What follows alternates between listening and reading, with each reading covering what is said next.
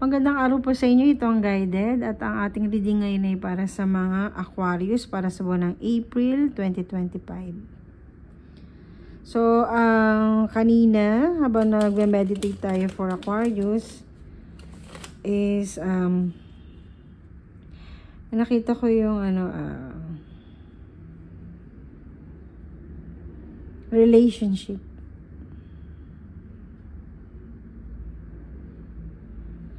At inaano dito is powerless. So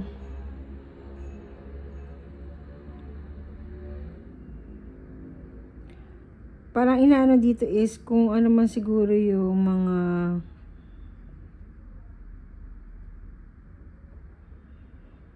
mga bagay na nagbibigay sa iyo ngayon ng medyo sama ng loob with the partner is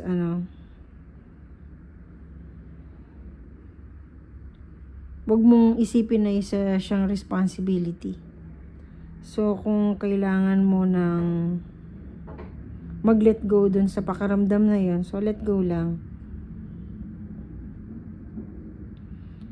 And wag kang patatalo.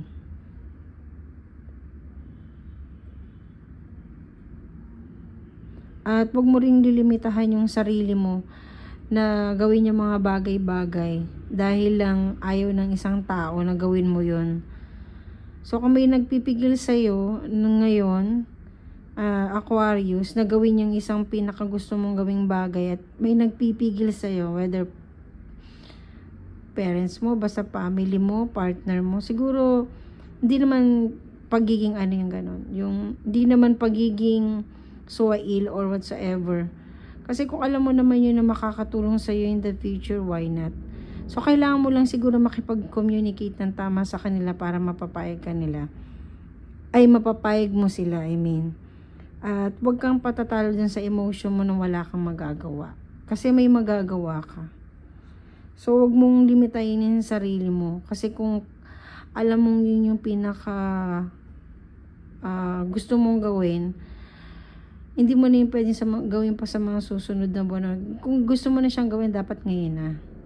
Kasi, alam mo naman, maiksi lang buhay, sabi nga nila, diba? So, kung mainop kung ano na yung mga bagay na gusto mong gawin ngayon, gawin mo na. Lalo na kung nandun ka na sa point ng age mo na kailangan mo ng kumilos. Kasi mahirap yung lagi mo na dinidelay yung sarili mo dahil dun sinasabi ng ibang tao.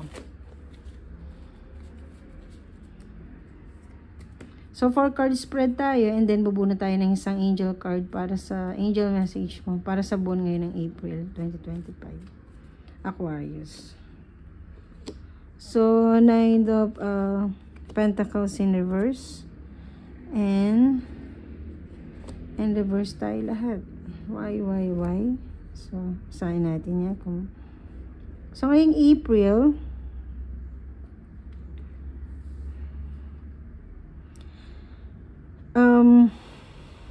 ayun nga, tulad na nabanggit ko kanina, so, ikaw lang din ang magdidikta ngayong April kung susugod ka ba o hindi.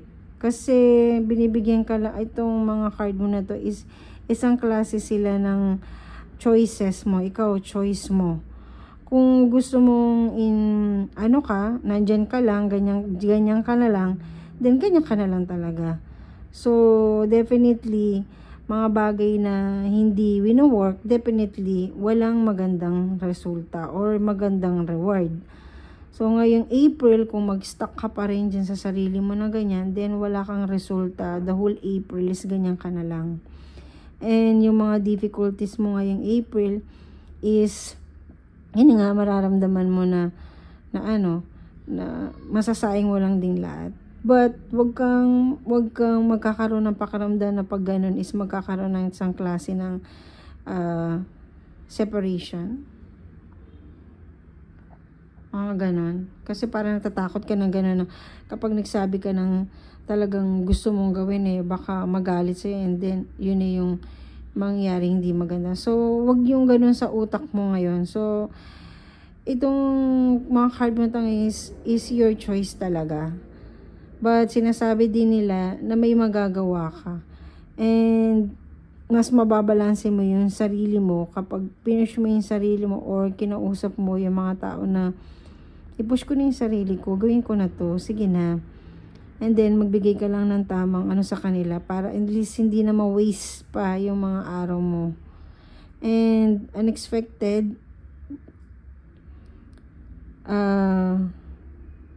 mula ngayon is yun nga is definitely mahiwalay yung iyong mundo sa mundo nila dahil pinilit mo nga yung ganong gusto mo, but para makatulong naman sa sarili mo at sa kanila in the future, why not?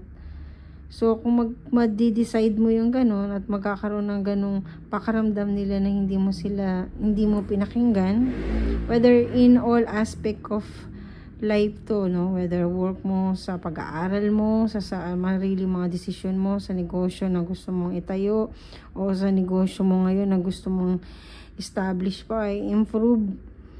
So gaya nga sabi ko kanina is it's your choice. So ngayong yung buong April mo is magkakaroon ng medyo sabihin natin na confusion sa'yo. Dahil nga medyo confused ka ngayong April. Masasabi ko lang siguro kung i-delay mo pa rin yung mga gusto mong gawin ngayong April, then ganyan ka lang the whole April. Parang ganun lang. Gaya na sinabi ko kasi sa'yo kanina na sa aking insight bago kita basahan ngayon is yung sinasabi ko sa'yo na huwag kang patatalo at syempre huwag mo lilimitahan ang sarili mo ng kaya mong gawin. Kung kaya mo nang gawin ngayon at kaya mo na establish ang sarili mo, why not? Kung merong may magagalit sa'yo, then may kita naman nila yung pinaka final result pagdating ng araw at masabi nila okay, tama yung naging desisyon niya, siguro dapat noon yan pa natin siya. Pero kung ganun ka pa rin ngayong April, sundin mo pa rin yung sasabihin ng ibang tao sa'yo, it's all up to you. So ano yung angel message mo? So ito, mga possible mangyari lang naman sa iyo kung hindi ka kaya binibigyan kita ng another binibigyan ka lang ng babala ng mga angel mo kung yung mga pwede mong gawin at pero syempre hindi kita in-encourage na sumuway, but it's your life nga, sabi nila, diba? Kung gumagawa ng sarili mong buhay. Ang angel message mo ngayon ay take action. O, diba? Kahit yung angel mo sabi niya, take action. Kung hindi mo pa yung gagawin ngayon, kailan pa? So, nakaantabay sa yung mga angel. At siguradong kung ano man yung mga weight na inaano mo ngayon, bibigyan kanila ng liwanag kung saan mong dapat mo pag nakapag-decide ka na talaga at na-decide mo na okay, ito na yung gusto kong gawin, sasabihin ko na kung ano yun, line up ko na yung mga plano ko, sasabihin ko na sa tao na to o sila kung sino man yung mga yon, and then na-decide mo na yon, yung angel mong biglang magbibigay sa'yo ng direction ngayon kung saan ka patatahak. So it's all up to you talaga. So sinabi ng angel sa'yo, take action.